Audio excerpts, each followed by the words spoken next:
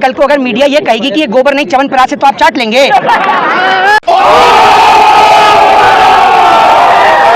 ये गाय के बच्चे को भी इतना पता है कि माँ का दूध पीऊंगा तो ताकत आएगी, इसलिए वो अपनी माँ का दूध पीता है। लेकिन इन्हें अंधभक्तों को इतना नहीं पता ये गाय का गौमूत्र और गोबर खा रहे हैं।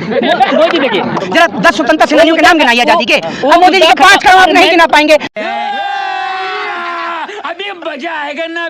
ये गोदी मीडिया के एक पत्रकार महोदय बोल रहे हैं राम मंदिर, मोदी जी के काम तो गिना नहीं पाए, मैं झूठ गिना देता हूँ। 2 करोड़ रोजगार, 100 स्मार्ट सिटी, हवाई चप्पल वाले को हवाई यात्रा, 15 लाख रुपए, ठीक है। और आपने भी कुछ ऐसा ही अंधभक्ति का चश्मा चढ़ा रखा है, वरना मोदी जी के 5 काम मैं भी जानना चाहता हूँ सर। वाह मोदी जी, वाह वाह। अभी तक किसी पत्रकार ने इनसे ये नहीं पूछा कि मोदी जी इसरो के बारे में क्या कहेंगे, वरना मोदी जी यही कहते कि मित्रों, भाइयों, बहनों, इसरो से मेरा बचपन का नाता है। अब मीडिया वाले पूछेंगे कैसे, तो मोदी जी बताएंगे ऐसे कि जब मैं स्कूल में पढ़ता था तो मेरे से क्लास टीचर कहती थी कि लड़कियां उस रो में बैठेंगी और आप इस रो में बैठेंगे, तो मैं इस रो में हूँ।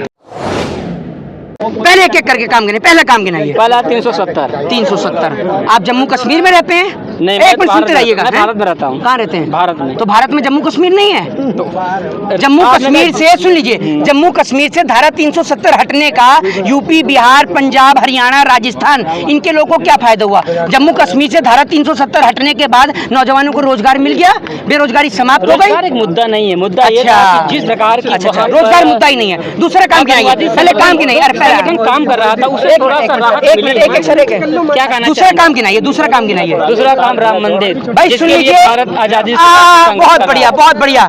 भाई ये गोदी मीडिया के एक पत्रकार महोदय बोल रहे हैं राम मंदिर, मतलब राम मंदिर, हाँ, सपना था, सपना भी कराऊंगा पूरा, आप रुक जाइए। ये कह रहे राम मंदिर, राम मंदिर यानी ये कह रहे मोदी जी ने बनवाया है। तो एक बात, यानी मोदी जी ने सुप्रीम कोर्ट के जज को खरीदा और राम मंदिर बनवाया। मैं नहीं, ये भाई कह रहे हैं, क्योंकि ये कह रहे मोदी जी नहीं कह रहा हूं। मैंने कहा मोदी जी के 5 काम गिनाओ, आपने कहा राम मंदिर बनाया है। मैं तो ये कह रहा हूँ उन्होंने राम मंदिर पे जो मुद्दा था बीजेपी का, हाँ, उसने खत्म किया। हाँ, एक बात आप मुझे बताइए, जो 3 तलाक का जो मुद्दा था, उस 3 तलाक के मुद्दे को तो जो पार्लियामेंट से क्लियर कराया गया, देश की जनता के 133 करोड़ जनता के आराध्य मर्यादा पुरुषोत्तम भगवान श्री राम को कोर्ट के चक्कर क्यों लगवाए बीजेपी ने? मोदी जी ने बनवाया है। मोदी जी कल को नहीं, राम को लेके आएंगे भाजपा वाले, कल को कहेंगे नहीं, कल को कहेंगे अपने बाप को भी हम ही लेके आए तो मान लेंगे।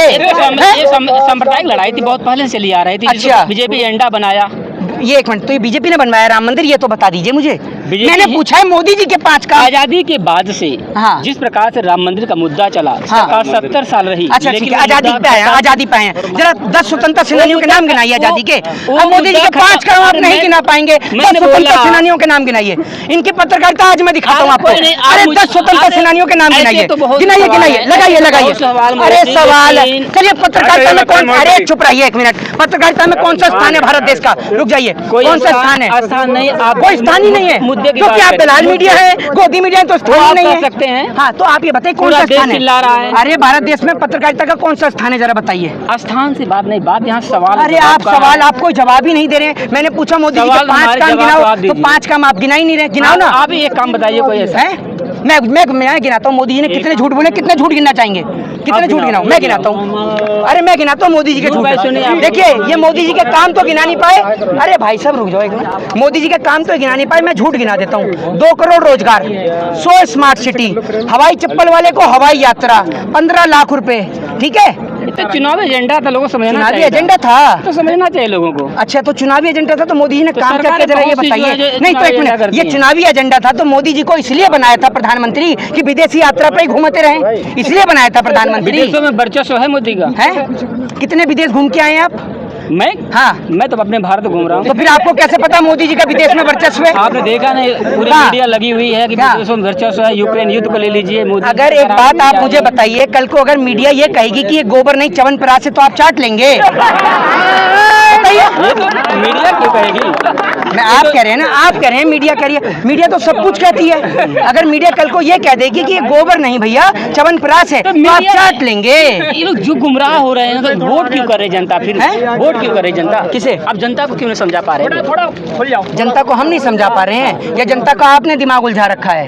एक गाय के बच्चे को भी इतना पता है। अरे सुनिए तो, सुन लीजिए, ये, अरे सुन तो लीजिए, ये गाय के बच्चे को भी इतना पता है कि माँ का दूध पीऊंगा तो ताकत आएगी, इसलिए वो अपनी माँ का दूध दूध पीता है, लेकिन इन्हें अंधभक्तों को इतना नहीं पता ये गाय का गौमूत्र और गोबर खा रहे हैं। मोदी जी देखिए, कहा जाता अंधभक्त, अंधभक्त कहेंगे या समर्थक कहेंगे? किसे? अंधभक्त हैं, अंधभक्ति में लीन है।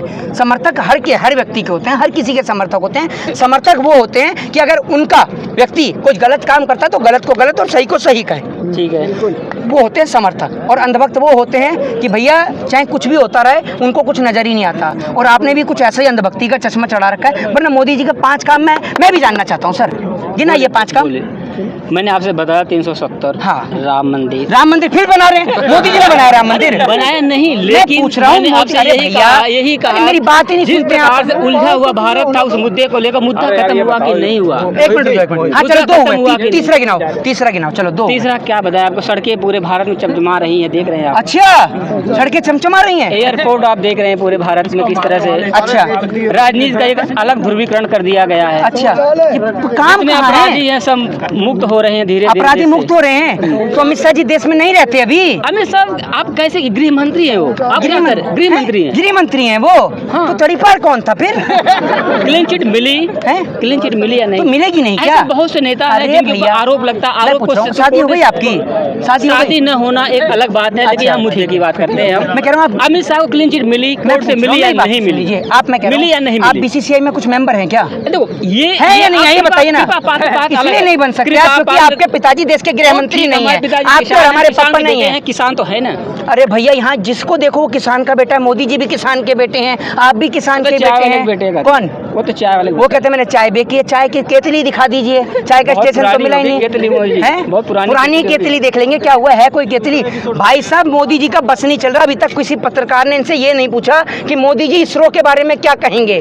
वरना मोदी जी यही कहते कि मित्रों, भाइयों, बहनों, इसरो से मेरा बचपन का नाता है। अब मीडिया वाले पूछेंगे कैसे, तो मोदी जी बताएंगे ऐसे कि जब मैं स्कूल में पढ़ता था तो मेरे से क्लास टीचर कहती थी कि लड़कियां उस रो में बैठेंगी और आप इस रो में बैठेंगे, तो मैं इस रो में हूँ। ये आप समझ लीजिए। मोदी जी गुमराह जनता क्यों हो रही मोदी की बातों से? क्यों गुमराह? सलमान बेटी का जो धरना हो रहा है, हाँ, लेकिन बीजेपी वाले तो ये कह रहे हैं ना जो भाई ये जो धरना है सलमानों का नहीं है, हाँ, ये धरना है, हाँ, ये कांग्रेस वालों का है। अच्छा, अगर कांग्रेस के पास इतना वोट है तो कांग्रेस फिर भी विपक्ष में बैठी है, ये बताइए ना आप मुझे। इसका मतलब ईवीएम में गड़बड़ है फिर तो? सर ये तो आप बताएंगे ना। नहीं, मैं आपसे पूछ रहा हूँ, ये बताइए, ये आप भाई कांग्रेस से हैं? आप कांग्रेस से हैं? हाँ, मैं कांग्रेस। नहीं, एक मिनट बताइए, आप कांग्रेस से हैं क्या? कोई है यहाँ पर भाई? ये बताइए ना, आप किसके लिए आए यहाँ पर? बहन बेटियों को समर्थन देने के लिए आए ना? चाचा एक मिनट आप आ गया हो तो जरा। चाचा कितनी उम्र है आपकी? 68 उम्र है इनकी। 68 साल की उम्र में इनका जमीन खरीदने की औकात ना किसी सरकार की नहीं है। ये बात आप समझ लीजिए। ये यहाँ आकर हम जैसे बच्चों को सिखा रहे हैं कि जब बात आपके देश की हो, आपकी मिट्टी की हो, जब बात आपकी देश की बेटियों की हो, तो किस प्रकार से अपने हक और अधिकार की लड़ाई लड़ी जाती है, वो हम इन जैसे लोगों से सीखते हैं। और हमारे को बड़ा गर्व और हमारी छाती चौड़ी होती है कि जिस आज़ादी के लिए हमारे देश के पूर्वजों ने अपनी जान कुर्बान करी, देश के स्वतंत्रता सेनानी के तौर पर काम किया, आज हम उस आज़ाद मुल्क में हम रहते हैं। और हमें गर्व है इन जैसे लोगों पर, और मैं सैल्यूट करता हूँ इन जैसे लोगों पर जो यहाँ पर आते हैं। और ये आप इन्हें कांग्रेस का कहेंगे? चाचा आप कांग्रेस से? नहीं। क्या करते हैं आप चाचा? हम तो नौकरी करते हैं। बताइए। दिन में राजस्थान के उप मुख्यमंत्री आए। भाई साहब बिल्कुल आएंगे, क्यों नहीं आएंगे। एक बात आप मुझे बताइए, राजस्थान के उप मुख्यमंत्री का क्या परिवार नहीं है? नहीं, वो ठीक मोदी जी का ही तो नहीं है, बाकी सबका तो है। ठीक है आपकी बात, उस बात से हम सहमत हैं। मोदी जी 2024 का लोकसभा के इलेक्शन होना है, और आप युवाओं को क्या संदेश देना चाहेंगे इस जंतर मंतर के प्रांगण से, जहाँ से राजनीति भी होती है, एक नेता भी निकलता है यहाँ से, आपने देखा भी है, क्या कहना चाहेंगे? संदेश तो आप सारा दे ही रहे हैं, 24 घंटे तो आप दिखा ही रहे हैं। पाकिस्तान में बुरा हाल है, पाकिस्तान में हिंदुओं का बुरा हाल है, हम क्या संदेश दें? आप 24 घंटे रसिया और यूक्रेन दिखा रहे हैं, शर्म तो आपको आनी चाहिए। आप इतना ही संदेश देंगे कि इन जैसे लोगों को देखना बंद कर दें। अपने टेलीविजन का जो 8 से 9 का जो कार्यक्रम आता है, अभी मैं उसमें देख रहा था, एक वो गुल्लू आता है, गुल्लू नाम का एक पत्रकार है, वो न्यूज़ 18 का चश्मा लगा के आता है, आजकल चश्मा भी लग गया उसके। वो उसने बुला रखा था शो में धीरेन्द्र शास्त्री को। भाई साहब वो यहाँ आकर के पहलवानों को नहीं बुला सकता? मैं ये कहता हूँ कि अगर हर एक देश की गोदी मीडिया जिनको कहा जाता है, वो 1-1 घंटा का टाइम अगर देश के पहलवानों को दे तो पूरे देश के अंदर आवाज़ गूंजेगी इनकी। आज पूरे रोड पर बैरिकेड इधर से उधर लगा के बंद कर दिए हैं। इस पीछे वाले रोड से बसें निकल कर जाती थी ताकि लोगों को पता ना चले कि यहाँ पर क्या हो रहा है, क्या नहीं हो रहा है। इस कारण से बैरिकेड लगा के यहाँ बंद कर दिया गया है। आप माने ना माने, इस देश के अंदर नरेंद्र मोदी जी पूरी तरीके से डिक्टेटरशिप यानी तानाशाही स्थापित करना चाहते हैं। ये बात आपको समझ मोदी जी, मगर लोग ये कहते हैं कि मुझे नरेंद्र मोदी से कोई दिक्कत नहीं है, उनकी चुप्पी से दिक्कत है। जी भाई साहब, मैं आपको एक बात बता दूं, नरेंद्र मोदी जी वैसे भी कौन सा कुछ कह रहे हैं, चुप रहें, कोई दिक्कत नहीं है, लेकिन कम से कम ब्रजभूषण को गिरफ्तार तो करवा दें। क्यों नहीं गिरफ्तार कराते हैं? नहीं, वो तो ब्रजभूषण जी ने भी कहा, अगर मोदी जी कह देंगे, अमित शाह जी कह देंगे तो मैं इस्तीफा दे दूंगा। अरे मोदी जी अमित शाह तो कहेंगे ही नहीं, क्योंकि आपने पार्टी फंड में इतना मोटा चंदा देते हैं। मोदी और अमित शाह कहाँ से कह देंगे? कैसी बात कर रहे हैं आप? कह देंगे आप? भाई साहब, मैं आपसे इसीलिए कहता हूँ, ये जो मोदी जी की दलाली करके आपके भी आदेश साफ हुए हैं, इतनी मत करिए, पूरे हो जाएंगे। इसीलिए कह रहा हूँ आपसे। मैं दलाली नहीं कर रहा सर, मैं तो आपसे सवाल कर रहा हूँ। क्यों छोड़ दें? आप युवाओं को बोलिए जो 2024 क्यों छोड़ दें सर? आप मोदी जी की इतनी जो तारीफें करते हैं, जरा यहाँ भी गिनाइए तारीफ। मैं तारीफ संबित पात्रा के सामने सारी तारीफ गिनाएंगे, हमारे सामने भी गिनाइए। मेरा कहने मतलब जो युवा है वो यूथ भी बहक जा रहा है, क्या कारण है? यूथ क्यों नहीं बहकेगा? 24 घंटे नहीं, 24 घंटे आप जब यूथ क्यों नहीं बहकेगा? आप यूथ देखिए सही रास्ते पे आएगा जब आप धीरेन्द्र शास्त्री जैसे लोगों को इंटरव्यू लेंगे। आप उनकी जगह इंटरव्यू लेने का काम करिए, IAS IPS का इंटरव्यू लीजिए ना। आप क्यों नहीं लेते? आप डॉक्टर्स का लीजिए, आप इंजीनियर का लीजिए, एडवोकेट का लीजिए। आप जैसे लोगों का इंटरव्यू लेंगे वैसे ही लोगों को तो देश सुनेगा। जब आप इंटरव्यू ले रहे हैं उनका, धीरेन्द्र शास्त्री का, लोग कह रहे हैं कि वो 26-27 साल का लौंडा जो है वो हिंदू राष्ट्र की मांग कर रहा है। अगर वो पढ़ा लिखा होता तो संविधान वाले राष्ट्र की मांग करता, नहीं पढ़ा तभी हिंदू राष्ट्र की मांग कर रहा है। एक बात बताइए, ये भारत धार्मिक देश है, बहुत धार्मिक देश है, ठीक है, बहुत से धर्म यहाँ पर है। जो युवा हैं, जो लोग वही देखना चाह रहे हैं और धीरेन्द्र शास्त्री लोगों को अपनी तरफ वही दिखाना चाह रहे हैं। क्या नहीं, इस देश का नौजवान नहीं, इस देश का नौजवान ये देखना चाहता है हिंदू राष्ट्र।